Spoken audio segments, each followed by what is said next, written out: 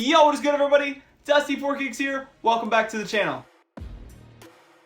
Just like always, gonna remind you to please hit that subscribe button because it really does help. And please smash the thumbs up button on every single video. It is always appreciated. Today we got a pair of kicks from a seller named Eva Sneaker. Gonna link their information right there so you can check them out. Today's video is actually gonna be a rep versus retail. So I'm gonna be comparing Eva's Turbo Greens that I copped for my girlfriend versus my retail Turbo Greens. She's really excited to wear these, just like the Hyper Royals, she's in love. So let's just go ahead and jump right into it so I can let her wear these. Alright guys, so this is a colorway that I personally have enjoyed and loved for quite a while now. I've had these retail pair for, I want to say a couple years now, pretty much like right after they came out. And I was able to get them for, I want to say somewhere between like $190 and $200, so just above retail because like I said, there wasn't any resale value and nobody really cared about them. And then on the right is actually going to be Eva's pair. The size is going to be a 7.5 men's because it's obviously for my girl, and mine is going to be US 12. So there's going to be some minor discrepancies just because of the sizing, but for the most part, they should be pretty identical. First thing we want to check out is the color. The one on the right being the Rep, slightly more faded and a little lighter than this one right here. I want to say it's got more white in it than this one does, but I could be wrong. This has also been a worn pair, so it is a little more weathered, but still, on foot, that is really hard to tell. Stitching, in my opinion, looks pretty much the exact same color, I would say, on the white and on the, whatever, the Turbo Green stitching color we want to call it.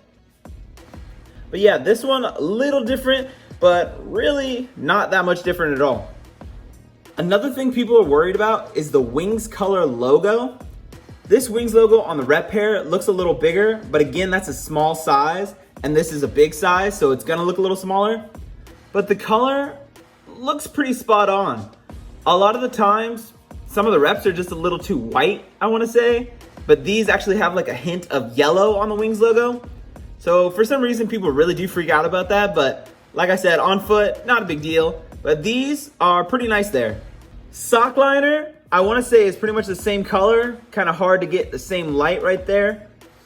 Maybe a little lighter on the Rep pair, but definitely not something I'd worry about. Another slight difference you can check out is the text. The text is a little higher on this one right here, the Rep pair. But again, it's a smaller size, so there's less room, so it will look a little higher even if it was perfectly centered. This one on the retail, obviously there's a lot of variation, but this one actually is pretty centered.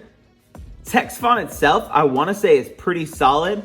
Some of them, people kind of complain about the font and also the thickness of it, but in my opinion, it looks pretty solid, looks good.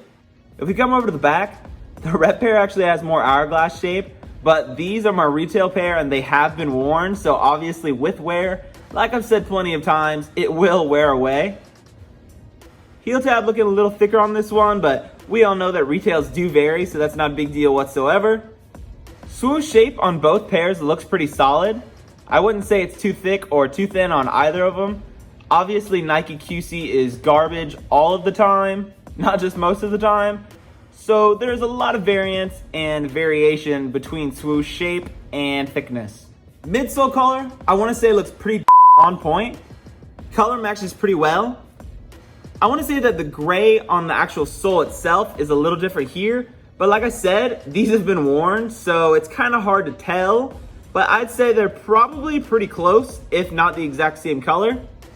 Side panels on both have that nice crackly leather that some people love, some people hate, but I personally think it's a really cool twist on the Jordan 1. Toe boxes, you got that nice crackly leather again. Looks pretty solid. Like I said, this one's worn, so obviously there's some creasing and stains on the laces because apparently I don't know how to walk. Nike tongue tag looks pretty spot on. I wouldn't say there's any difference in the color or anything like that, so that's nice to see. Insoles you can see are pretty spot on. Just that turbo green, turquoise blue color, and then Nike Air in white.